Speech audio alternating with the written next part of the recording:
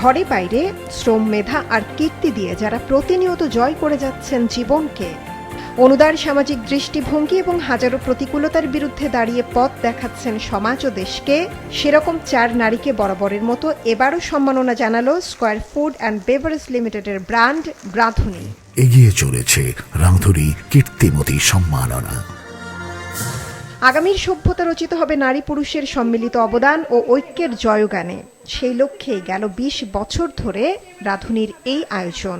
নারীর এগিয়ে যাওয়ার মাধ্যমেই সমাজ যেভাবে এগিয়ে যাবে, আর নারীর অগ্রগতি মানেই হচ্ছে জাতির অগ্রগতি।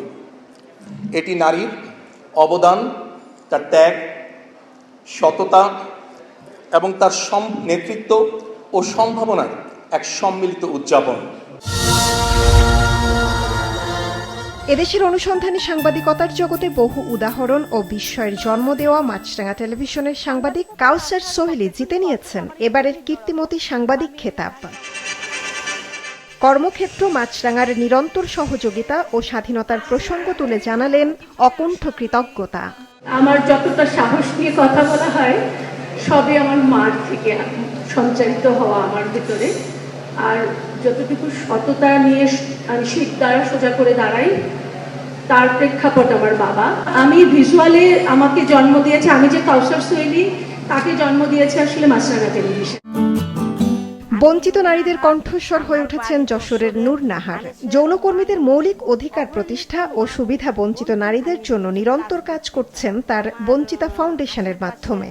আর তাই এবারের রাঁধুনি কীর্তিমতী হিতৈষীর সম্মাননা উঠল তাঁরই হাতে। যতদিন আমি বেঁচে থাকব আমি নারী ও শিশু নিয়ে কাজ করে যাব, এটাই আমার জীবনের সবচেয়ে বড় পাওয়া হবে। এদেশের অর্থনীতিতে নীরবে যুগান্তকারী পরিবর্তন ঘটিয়ে যাচ্ছেন যেসব নারী উদ্যোক্তারা, তাদেরই একজন সুরাইয়া ফারহানা রেশমা।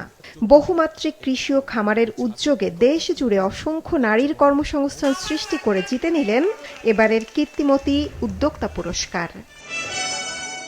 আমি একজন নারী, কিন্তু আমি মূলত কাজ করি কৃষি নিয়ে।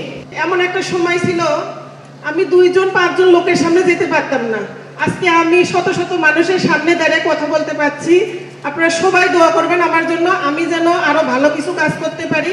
লাল সবুজ ফুটবল মাঠে যার বাপাই খেলে যায় বিদ্যুতের চমক, এরই মধ্যে যিনি ভক্তদের কাছ থেকে পেয়েছেন বাংলাদেশের মেসি খেতাব।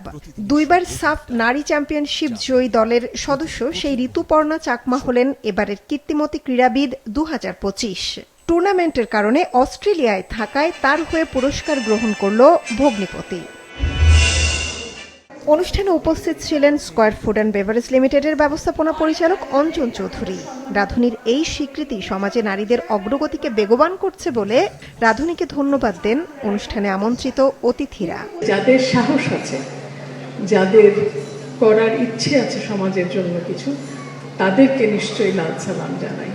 ওরাই কিন্তু আসল চ্যালেঞ্জার্স, ওরাই কিন্তু আসল যোদ্ধা।